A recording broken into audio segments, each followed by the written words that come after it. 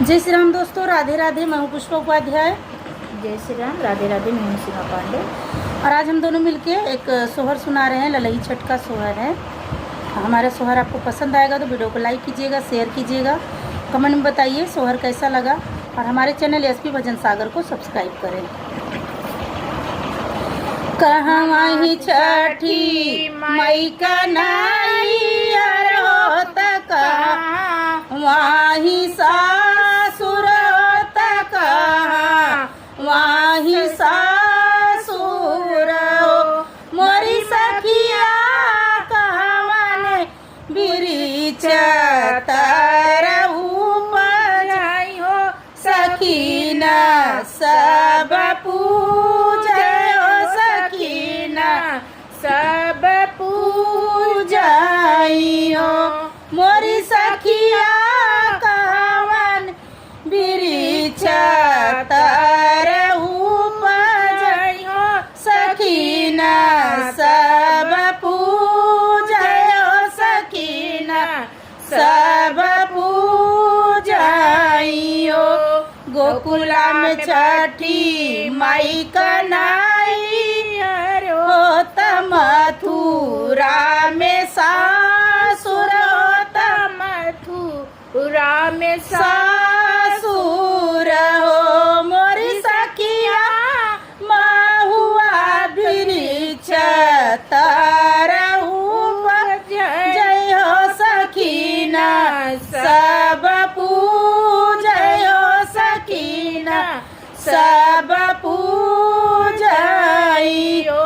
मोरी सखिया महुआ बिरिछ तरहु पजाई हो, सखीना सब पूजय हो, सखीना सब पूजाई हो।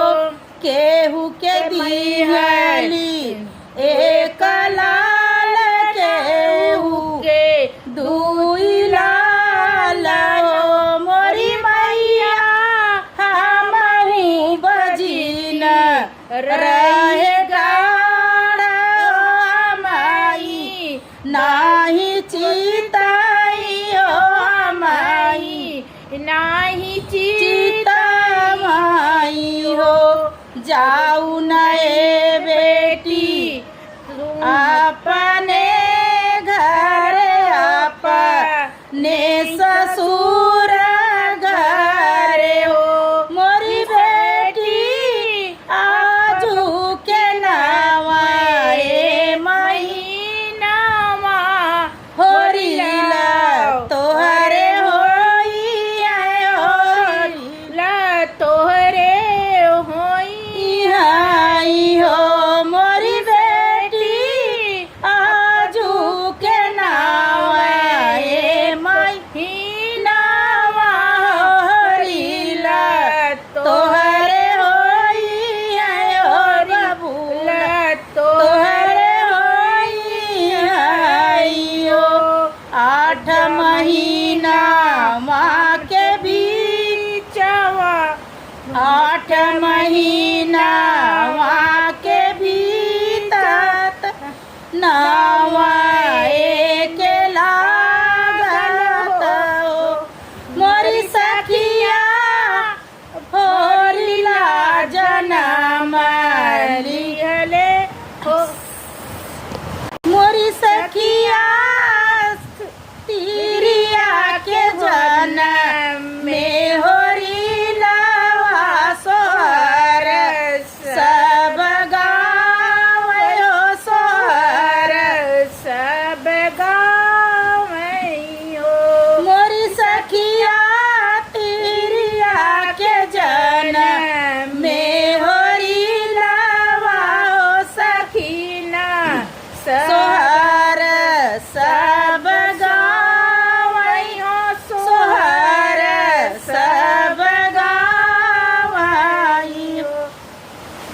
समानावा के भीतर बदौआ के लागत हो, बदौआ के लागत हो। मोरी सखिया गोदिया